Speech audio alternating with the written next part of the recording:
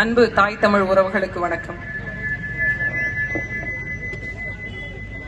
நாங்க 500 பேரோட பேரணி நடத்தி கூட்டத்தை நடத்திருப்போம். பேரை எடுத்து தெருவில் விட்டுட்டீங்க. இன்று 5000 பேர், நாளை 50,000 பேர், நாளை மறுநாள் 5 லட்சம் பேர். இதற்கு முதற்கு உங்களுக்கான வாழ்த்துக்களை சொல்லி துவங்குகிறேன். நேற்றைய தினம் புதிய தலைமுறையில ஒரு விவாதம் நடந்தது.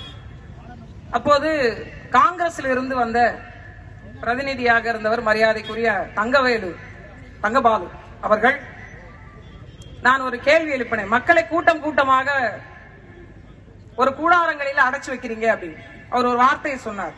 தவறாக காளியம்மாள் சொல்கிறார், நாங்கள் ஆலோசனை கூட்டங்களை நடத்தி வருகிறோம் என்று சொன்னார். ஈரோடு கிழக்கு வாழ் மக்களுக்கு மனசாட்சி என்று ஒன்று இருக்கிறது என்று நான் நினைக்கிறேன். அந்த ஆலோசனை கூட்டத்தில் ஏன் 1000 ரூபாய் வழங்கவில்லை என்ற கேள்வி வைத்தீர்களா? அல்லது மனநல பாதிக்கப்பட்ட பெண்களுக்கு கூட பாதுகாப்பு இல்லாமல் பாலியல் வன்கொடுமைக்கு ஆளாக்கப்பட்டிருக்கக்கூடிய தருவாயில் அந்த வழக்கை என்னவென்று பாராமல் மகளிர் மேம்பாட்டுத்துறை ஆணையர்களுடைய அமைச்சராக இருக்கக்கூடிய மரியாதைக்குரிய கீதா ஜீவன் அவர்கள் இங்கே தேர்தல் வேலையில் களமாடி கொண்டிருக்கிறாரே, அவரை ஏன் என்று கேள்வி கேட்டீர்களா? அல்லது இந்த பகுதியிலே இதுவரை நிறைவேற்றப்பட வேண்டும் என்ற திட்டங்களை, வாக்குறுதிகளை சொல்லி வாக்கு கேட்டார்களே, அதையெல்லாம் நிறைவேற்றி விட்டீர்களா என்று கேட்டீர்களா? மஞ்சள் துறைக்கான தொழிற்சாலையை உருவாக்குவதற்கான திட்டத்தை உருவாக்குவார் என்று சொன்னார்களே, அதை பற்றி கேட்டீர்களா? நீங்கள் எவ்வளவு தூரத்துக்கு உயர்ந்தாலும், ஐயா இளையராஜா உட்பட நீங்கள் எவ்வளவு தூரத்துக்கு உயர்ந்தாலும் உங்கள் சாதியிலிருந்து தரம் மேம்பட்டு விட முடியாது என்று சொன்ன EVKS இளங்கோவன் அவர்களை பார்த்து ஏன் எங்களிடம் வாக்கு கேட்க வந்தீர்கள் என்று கேட்டீர்களா? என்ன ஆலோசனை நடத்தினீர்கள்? என்னங்க ஆலோசனையில் ஈடுபட்டீங்க? இப்ப எனக்கெல்லாம் என்ன தெரியுங்களா தோணுது, ஏன் நாகப்பட்டினத்தில் ஒரு இடைத்தேர்தல் வந்திருக்க கூடாதா அப்படின்னு தோணுது. பாவம், அங்க உள்ள மக்களும் வறுமையில் இருக்கிறாங்க. ஒரு ஓட்டுக்கு 15,000 ரூபாய். இப்ப எங்க மரியாதைக்குரிய சகோதரர் துரைமுருகன் என்னென்ன கொடுத்தாங்கன்னு அடுக்குனார் இல்லையா? இன்னைக்கு ட்ரெண்ட் ஸ்மார்ட் வாட்ச்னே. அது என்ன செய்யும்? நீங்க கையில கட்டிக்குவீங்களா? எதுக்கு ஸ்மார்ட் வாட்ச் கொடுக்கறோம்னு கேட்டுக்கீங்க. கையில கட்டிக்குவீங்களா? அது கிறுக்கு கிறுக்கு கிறுக்கு கிறுக்குன்னு 2 மணி நேரத்துக்கு சத்தம் போடுமா? கரெக்டா 2 மணி நேரத்துக்கு ஒரு தடவை கை உங்களுக்கு ஞாபகத்துக்கு வரணுமா? அந்த வாட்சை கடைசி வரைக்கும் கழட்டிடாதீங்க. ஓட்டு போட்ட பிறகு கழட்டிடாதீங்க. கிறுக்கு கிறுக்குன்னு சத்தம் வரும்போதெல்லாம் கிறுக்கு கிறுக்குன்னு சட்டையை பிடிச்சிடுங்க, இழுங்க. செய்யறேன்னு சொன்னியே, ஏன் சாலை வரல? எதுக்கு எங்களுக்கான வேலை வாய்ப்பை கொடுக்கல? ஏன் வடக்கன் ஃபுல்லா இறக்குற? அப்படின்னு ஒவ்வொரு 2 மணி நேரத்துக்கும் சத்தம் போடுமா என்று நாம நினைக்கிறோம்னு வச்சுக்கோங்களேன். அந்த வாட்சி 27ஆம் தேதிக்கு மேல வேலை செய்யாதான். அப்படித்தான் செட் பண்ணி வச்சிருக்காங்க. நாங்கள் என்ன சொல்கிறோம்? அருமை சிறந்த பெரியவர்களே, அறிவு சான்றோர் பெருமக்களே, தமிழன் இந்த நிலத்தில் உலகத்துக்கெல்லாம் வரலாற்றை சொல்லித் தந்தான், பண்பாட்டை சொல்லித் தந்தான், கல்வியை சொல்லித் தந்தான், ஆக சிறந்த தத்துவங்களை கொடுத்தான். உண்மையிலேயே பண்பில் மிகச்சிறந்த ஒரு ஆளுமைகளாக விளங்கிய தமிழ் மக்கள் தான் இன்னைக்கு 500க்கும் 1000 ரூபாய்க்கும் காலையில ஒரு ஷிப்ட், மத்தியானம் ஒரு ஷிப்ட். இந்த தொழிற்சாலை, நூற்பு தொழிற்சாலை, நெசவு தொழிற்சாலையில கூட ஷிப்ட் கிடையாது. இப்ப திமுகவுக்கும் அண்ணா திமுகவுக்கும் ஷிப்ட் போடுறதுதான் வேலை.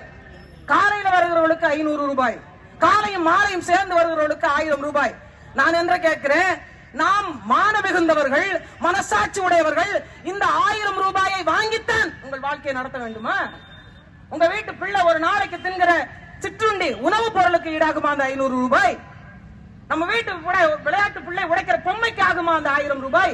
என்றைக்காவது ஒரு நாள் இந்த 1000 ரூபாய் எங்கிருந்து வருகிறது என்று நமக்கு பார்த்தோமா? தெருவுக்கு தெரு சாராய கடைகளை திறந்து வச்சு அந்த சாராய விற்பனை மூலமாகத்தான் இந்த 1000 ரூபாய், அந்த சாராய கடை மூலமாகத்தான் இந்த சிக்கன் கறி, இந்த சாராய கடை மூலமாகத்தான் உங்களுக்கு வருகின்ற ஸ்மார்ட் வாட்ச். இன்னைக்கு 1000 ரூபாய் கொடுத்துட்டு நாளைக்கு 2000 ரூபாயை புடுங்கிடுவாங்க. மின்சார கட்டணத்தை பத்தி நமக்கு கவலை இல்ல. பெண்களை பாலியல் வன்கொடுமைக்கு ஆளாக்குறாங்க, கவலை இல்ல. ஜனநாயக முறைப்படி தேர்தலை சந்திக்கிறவர்களை அடித்து சித்திரவதைப்படுத்துகிறார்கள், கவலை இல்ல. எத்தனை காலத்துக்கு இப்படியே போக போறீங்க? எத்தனை காலத்துக்கு? மனசாட்சி உறுத்துதுங்க. காசை வாங்கிட்டோம், அதனால ஓட்டு போட போறோம். எங்களுக்கும் மனசாட்சி உறுத்துகிறது. 2 லட்சம் மக்களை, நமது தொப்புள் கொடி உறவுகளை கொன்றவர்களுக்கு நீங்கள் வாக்கு செலுத்த தயாராக விட்டீர்களே என்று எங்களுக்கும் மனசாட்சி உறுத்துகிறது, வலிக்கிறது. வீதி எங்கும் போறோம், எங்க பார்த்தாலும் குப்பை. அதுல பாதி குப்பை வடக்கனுங்க தின்னு போட்ட பான்பராக்கு பேப்பர். இங்க பேசுவதற்கு யார் இருக்கா? உங்களை அடித்தால் கேட்பதற்கு யார் இருக்கா?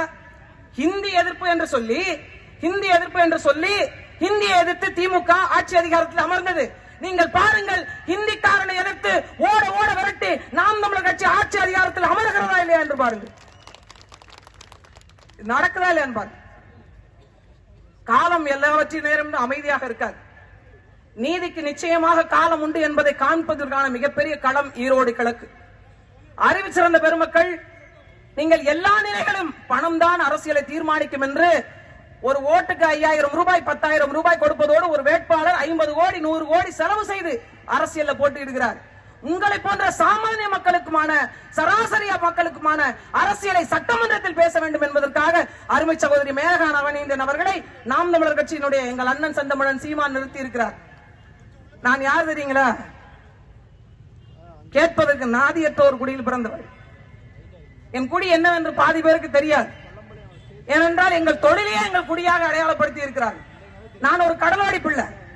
ஒரு வாரத்துக்கு முன்னாடி மீன் பிடிக்க போனதே தவிர வேற எந்த தவறும் செய்யாத நாகப்பட்டினத்தை சேர்ந்தவர்களை அடிச்சு விரல்களை வெட்டி அனுப்பி விட்டுருக்கான். விரலை வெட்டி கேட்பதற்கு நாதியில ஒரு கட்சி, ஐயா ஸ்டாலின் அவர்கள், ஐயா எடப்பாடி அவர்கள், இல்ல தேமுதிக கட்சி, பாமக இருக்கின்ற எல்லா கட்சியும் ஒரு கட்சி பேசல.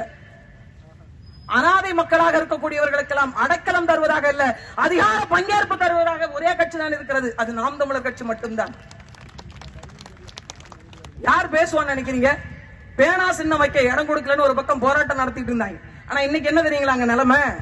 அந்த கடற்கரை ஓரத்தில் மீன் விற்பனை செய்து கொண்டிருந்தாங்க பாருங்க, மீனவ பெண் தொழிலாளர்களை அவர்களை அடித்து விரட்டுகிறான். தானா அந்த மக்கள் இப்ப எங்களை தேடி வருகின்ற காலம் வந்து விட்டது. இந்த பேனா சின்னத்தை நாங்கள் உடைக்க வேண்டாம், அங்க இருக்கக்கூடிய மக்களே உடைக்கின்ற தேவை நீங்கள் கொடுத்து விட்டீர்கள். நாங்கள் மீண்டும் சொல்லுகிறோம், எல்லாரும் இங்க கெஞ்சி கேட்கிறேன் என்கிறார்கள். நாங்கள் கெஞ்சி கேட்கல. உங்களுக்காக வேலை செய்யக்கூடிய, உங்களுக்காக பணி செய்யக்கூடிய உங்கள் பிரச்சனைகளை தெரிந்தவர்களை சட்டமன்றத்துக்கு அனுப்புங்க. என்றைக்காவது நம்ம யோசிச்சிருக்கிறோமா நம்ம ஏன் இவருக்கு வாக்கு செலுத்துறோம்? ஒரு வேட்பாளர் போட்டியிடுகிறார். இவர் படித்தவரா, பண்புள்ளவரா, நாணயமானவரா, நேர்மையானவரா, என் பிரச்சனை தெரியுமா, என் பிரச்சனையை பற்றி சட்டமன்றத்தில் பேசுவாரா, அதற்கான திராணி இருக்கிறதா, இந்த ஊரினுடைய வாக்காளர் தெரியுமா, இங்க இருக்கக்கூடிய மக்கள் பிரச்சனை தெரியுமா, இவர்கள் என்ன தொழில் செய்கிறார்கள் தெரியுமா? இது எது ஒன்றையுமே நான் பார்ப்பதில்லை. சாதியை பார்த்து ஓட்டு போறது, கட்சியை பார்த்து ஓட்டு போறது. நான் பரம்பரையா கைசினுங்க, நான் பரம்பரையா ரெட்டலுங்க, நான் பரம்பரையா திமுக. என்ன ராஜராஜ சோழன் பரம்பரையா, ராஜேந்திர சோழன் பரம்பரையா, கரியா பெருவளத்தான் பரம்பரையா? ட்ரெயினுக்கு காசு கொடுக்க வக்கு இல்லாம வித்தவுட்ல ஏறி வந்த பரம்பரை. இதுல பரம்பரையாக என்று கட்சியை பார்த்து வாக்கு செலுத்துவது, சின்னத்தை பார்த்து வாக்கு செலுத்துவது, இதெல்லாம் போதும் ஐயா. நீங்கள் இதெல்லாம் செய்துதான் எங்களை நடுத்தரில் வந்து நிக்க வச்சிருக்கீங்க. படித்தவங்களுக்கு வேலை இல்ல, பெண்களுக்கு பாதுகாப்பு இல்ல, சரியாக நடக்கின்ற சாலைகள் இல்ல, குடிக்க தண்ணீர் இல்ல, நல்ல மருத்துவம் இல்ல, எது ஒன்றும் இல்ல. ஆனாலும் இவர்களுக்கு நீங்க வாக்கு செலுத்த தயாரா இருக்கிறீங்க. மீண்டும் சொல்லுகிறேன், நீங்கள் கை சின்னத்துக்கு வாக்கு செலுத்தி EVKS இளங்கோவன் அவர்களை தேர்ந்தெடுத்தால் திமுகவின் கூட்டணியில் ஒரே ஒரு சீட்டு, ஒரு சட்டமன்ற உறுப்பினர் கூடுவார். நீங்கள் அண்ணா திமுகவிற்கு வாக்கு செலுத்தினால் 2 முறை MLA-வாக இருந்து என்ன செய்திருக்கிறார் என்று யோசித்து பாருங்கள். அதே போன்று அண்ணா திமுகவில் ஒரு சட்டமன்ற உறுப்பினர் கூடுவார். ஆனால் நாம் தமிழர் கட்சிக்கு நீங்கள் செலுத்துகின்ற வாக்கு எளிய மக்களுக்கான அரசியல் புரட்சி வென்றதாக ஈரோடு கிழக்கு சரித்திரம் படைக்கும் என்ற மிகப்பெரிய ஒரு ஆற்றல். முதல் வெற்றி ஈரோடு கிழக்கு, எளிய மக்களுக்கான அரசியல் புரட்சி. ஒரு சாதாரண மனுஷியும் சட்டமன்றத்துக்கு போய் பேச முடியும். எல்லா ஆண் வேட்பாளர் நிறுத்திருக்காங்க. ஏன் எங்க அண்ணன் பெண்களை நிறுத்திருக்கிறார்? ஏன் நிறுத்திருக்கிறார்? ஒரு பெண் போய் அத்தனை ஆண்களுக்கும் சவால் விடுவார் என்ற நம்பிக்கையை நிறுத்தியிருக்கிறார். பெண்களுடைய பலம் மிகப்பெரியது. எங்கள் துரைமுருகன் பேசும்போது ஒரு வார்த்தையை சொன்னார், இங்க இருக்கக்கூடிய பெண்களுக்கெல்லாம் பாதுகாப்பு வழங்க வேண்டும் என்று நாங்கள் துடித்தோம். வலியை தந்தவனுக்கே அந்த வலியை திருப்பி கொடு என்று சொன்ன தலைவரின் பிள்ளைகள். அவர்கள் அடித்தால் நாங்கள் திருப்பி அடிப்போம். எங்களை நினைத்து நீங்கள் பயப்பட வேண்டாம். நாங்க என்ன காசுக்கா வந்திருக்கிறோம், கோட்டருக்கா வந்திருக்கோம், கோழி பிரியாணிக்கா வந்திருக்கிறோம், ஊனுங்கன்னா பின்பக்கம் பூந்து ஓடுறதுக்கு இல்ல, அடிக்கிறதுக்கு முன்னாடியே ஐயோ ஐயோ என்று கத்துவதற்கு? திருப்பி பாருங்க, ஒரு நாள் வரும், ஒரு காலம் வரும், அந்த காலம் விரைவில் வரும். அந்த சரியான காலத்தை ஈரோடு கிழக்கில் இருந்து தொடங்குங்கள் என்றுதான் உங்களை கேட்கிறோம். நான் இறுதியாக ஒன்றை சொல்லி முடிக்கிறேன். எதற்காக இந்த போராட்ட தளத்தில் இத்தனை பெண்கள் நாங்கள் வந்து இங்கு தங்கி இருந்து குடும்பத்தை விட்டு குழந்தைகளை விட்டு, நான் என் பிள்ளைய பார்த்து 2 மாசம் ஆகுது. எதுக்காக வந்து இங்க நிக்கிறோம் தெரியுமா? பொள்ளாச்சியில் ஆயிரக்கணக்கான பெண் பிள்ளைகளை, என் சகோதரிகளை, என் சொந்த பந்தங்களை, என் உற்ற துணைகளை பாலியல் வன்கொடுமை செய்து வலிக்கிறதா என்னை விட்டு விடுங்கள் என்று கதற கதற பாலியல் சித்திரவதை செய்தவர்களை இன்னும் தண்டிக்காத இந்த அரசினை எதிர்த்து போராட வேண்டிய கடமை எங்கள் பெண்களுக்கு இருக்கிறது. அதனால் வந்து நிற்கிறோம்.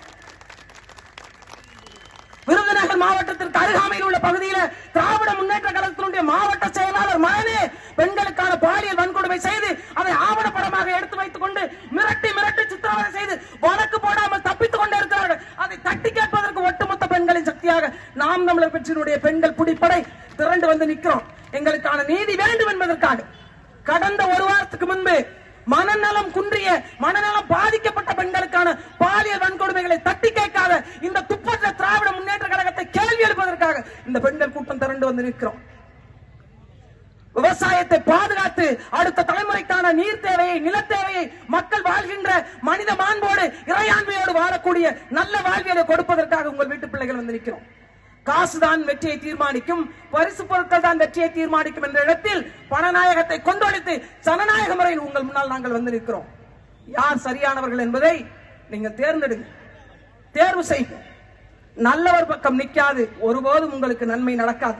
நீங்கள் 1000 தெய்வங்களை வணங்கலாம், நீங்கள் அல்லாவை தொழலாம், நீங்கள் இயேசு கிறிஸ்துவை வணங்கலாம், நீங்கள் பெருமாளை வணங்கலாம், சிவனை வணங்கலாம், காளியை வணங்கலாம், மாரியை வணங்கலாம். யாரை வணங்கினாலும் உங்கள் அடுத்த தலைமுறை பிள்ளைகளுக்கு கொஞ்சமாவது புண்ணியத்தை தேடி வைத்து விட்டு போக வேண்டும் என்று நீங்கள் நினைத்தால் நல்ல அரசியலை, புதியதோர் தேசம் செய்வோம், மக்கள் புரட்சியாளரை உறுதி செய்வோம் என்று சாமானிய மக்களுக்கான அரசியலை படைக்கின்ற நாம் தமிழர் கட்சியினுடைய விவசாய சின்னத்துக்கு வாக்கு செலுத்துங்கள்.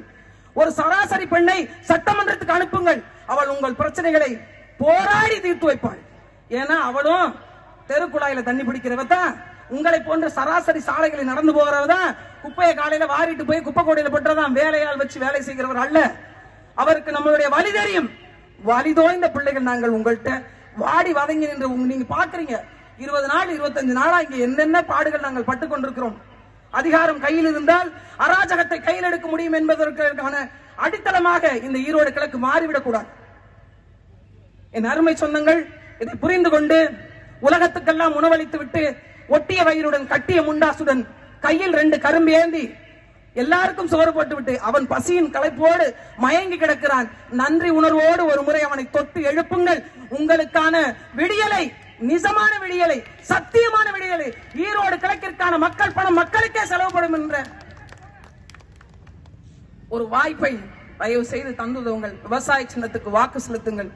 எனது சகோதரி மேனகா நவநீதன் அவர்களுடைய வெற்றி ஒட்டுமொத்த எளிய மக்களுக்கான வெற்றி, ஒட்டுமொத்த பெண்களுக்கான வெற்றி, போராட நினைக்கின்ற இளைஞர்களுக்கான வெற்றி, வேலை வாய்ப்பை இழந்து நிற்கக்கூடிய மக்களுக்கான வெற்றி, விவசாய நிலத்தை மேம்படுத்த வேண்டும் என்ற விவசாயிகளுக்கான வெற்றி, கடலையும் கடற்கரையும் கொள்ளை கொடுத்து விட்டு பாவமே என்று நிற்கக்கூடிய கடலோடி மக்களுடைய வெற்றி, உழைப்பாளர்களின் வெற்றி, தொழிலாளர்களின் வெற்றி, இன்னும் இருக்கக்கூடிய ஏனைய எளிய மக்களுக்கான வெற்றியை விவசாயி வென்று முடிப்பான் என்று சொல்லி வாய்ப்பிற்கு நன்றி பாராட்டி விடைபெறுகிறேன். நன்றி, வணக்கம். நாம் தமிழ்.